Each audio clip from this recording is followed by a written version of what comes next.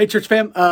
As is often the case with church calendar stuff, sometimes there are seasons where there's not a whole lot going on, extra stuff outside of Sundays. And then there are other times when there are a bajillion things going on outside of our Sunday stuff. And so, as is the case with often with November and December, we got a bajillion things going on. So much so that there were several things that I didn't have time to really get to in our short little 3 to 4 things that we mentioned during our announcement time on Sunday mornings. And nobody wants me to spend 15 to 20 minutes doing announcements. So I thought I would jump on here this afternoon and kind of walk through the 7 things that are going on in the next few weeks that we want you to know about, be aware of, and hopefully participate in, all those kinds of things. First on the list is that this weekend is time change. Now, normally we don't make a giant deal out of advertising and reminding people about the fall time change because you fall back an hour, and if you end up being an hour late to church, then that's just on you, and we'll be fine. We'll figure out something to do. We'll drink more coffee together and have a great time enjoying each other's company. But we want you to know about it. Fall time change this weekend.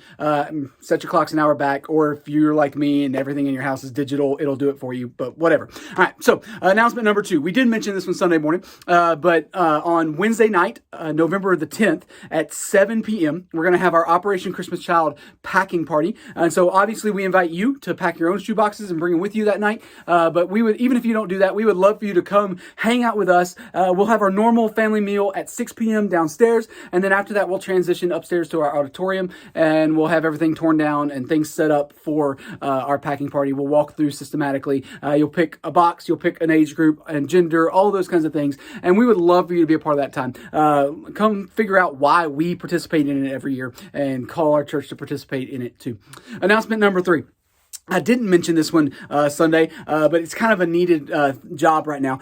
We've got a bunch of leaves outside. I don't know if you've noticed, but we have a giant yard. All right. And so as a way of trying to be good neighbors to everybody around us, we don't want them blowing into all of their space. And so Saturday the 13th at 9 a.m., we would love for anybody who's able and willing to come up to our church campus and just help us rake leaves, get them in bags, all those kinds of things that you got to do when living in New England in the fall. And so normally we include that with all of our like fall cleanup day, fall project day stuff, but we did that earlier in September. There weren't leaves on the ground yet. And so we need to have another day of doing that. And so my hope is that we'll just knock it out in a couple of hours and we can all go about our Saturday. But we would love to have as many hands on deck as we can for that day. And then obviously if you have your own raking tools, whether it's rakes or bags or whatever you use, bring those with you because we could use them for that morning.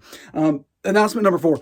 The last couple of years now, we have been trying to be good neighbors through the Red Cross and host a blood drive here. And we've done that a few times now. And we have our next one scheduled for Monday, November the 15th. That'll be in our auditorium space. It's from 10 to 2 in the afternoon. So Monday, 11:15 from 10 to 2. And you actually have to register in advance for that. And so if you'll talk to either Chris Fahey or click through the links that we put out in all of our bulletins, and I think there's some stuff on Facebook about it and all those kinds of things. And so we'd love for you to consider being a part of that time with us.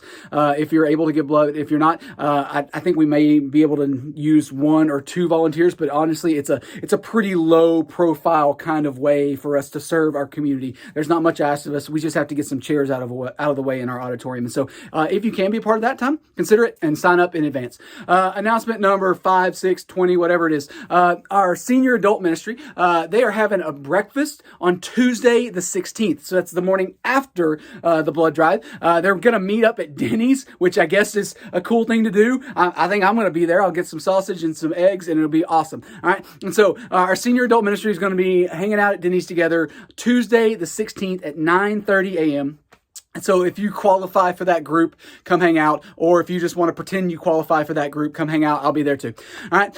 Then something we did mention Sunday, our big Thanksgiving meal is back. We had to shut it down last year for obvious reasons. We couldn't do it, but we're excited to be bringing it back this year. And so we'll tear down all the chairs in our auditorium. We will set up all the tables that we own. Like every single table that we own is going to be lined up in the auditorium. And we would love for you to come eat Thanksgiving supper with us. And so that's going to be at 6 p.m. on Wednesday the 17th. And we would love for you to invite friends. Now, we do require that you purchase tickets for that. That's only because that we need to know how much food to make. We don't charge anything special for that. It's the exact same price as what we charge for people to come to our normal Wednesday night family meals. It's the same deal. We just need to get a good, solid head count. That way we know how many places to set and how many plates to make, all those kinds of things. And so if you want to be a part of that time, there's a couple ways that you can buy tickets. The first one is to contact the church office. You can either show up in person or you can call us on the telephone or email Jody and she can set you up for that. Or she's going to have either herself or someone helping her post it up just outside the foyer as you're walking into the hallway. There's going to be a pub table right there after each Sunday morning service over the next couple of weeks. And so you can purchase tickets in person there. And so we would love for you to join us. And again, invite friends, whatever you got. And then finally, the last announcement, number 7, I think it is. Each year, we encourage our church to participate in an Advent devotional together. Now, I know we just got through with Halloween. I know we just started November, but we want to give you a heads up now. That way you have time to go shopping on your own and purchase it on your own. And so our Advent devotional is going to be called Joy to the World, which is a daily selection of Advent readings that's kind of pulled from the sermons of Charles Spurgeon. Spurgeon was a pastor in London during the Victorian age. And so he had a lot of Christmas sermons, both in his life of ministry and some writings that he did. And so somebody put forth the effort to kind of collect those and kind of boil it down into an Advent devotional. And so that's what we're going to participate in. I've actually got it right here on my Kindle. I just bought the Kindle version, and it's just Joy to the World, Daily Readings for Advent by Charles Haddon Spurgeon. So we would encourage you to pick one of those copies up on your own, whether it's by Amazon or you go get the physical one, whatever is good for your family. And I'll put a link to how to purchase, a couple different ways to how to purchase one down in the comments section and all those kinds of things. But we would love for you to go ahead and spend the next couple of weeks getting prepared and positioned for that devotional, because we want to hit the Advent season, the first couple of weeks of December, kind of running with the things that I think God calls us to celebrate and focus our attention on as we celebrate the Christmas season.